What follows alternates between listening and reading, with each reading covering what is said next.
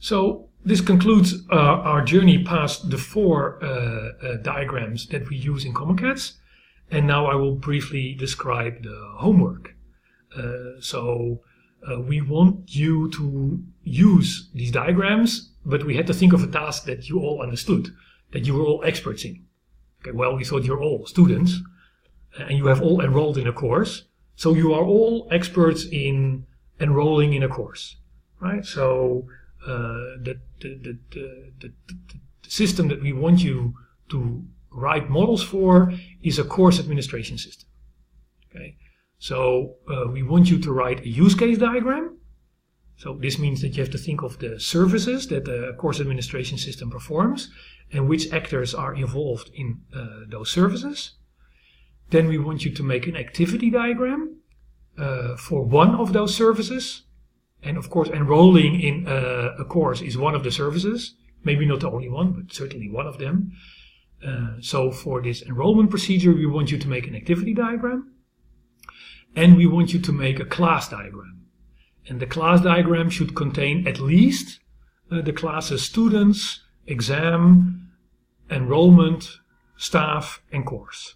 Right? And for those objects, those types, you should think of what are their attributes, what are their relationships, what are the cardinality constraints on those relationships, and so on.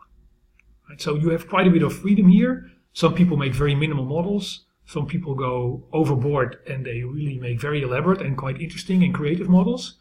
But these are the minimum requirements. There must be a use case diagram with at least those three types of actors.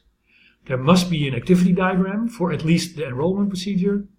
And there must be a class diagram for at least those six types of classes with attributes and relationships.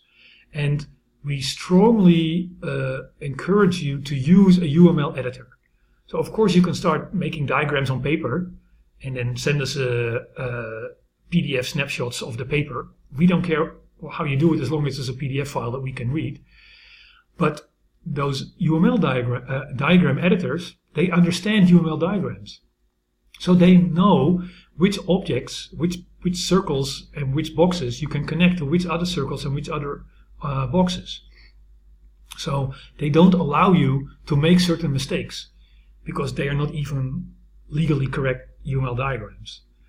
So we would strongly encourage you to use an editor that understands what a use case diagram is and what an activity diagram is, and that will make your life much easier in writing correct activity and diagrams and class diagrams.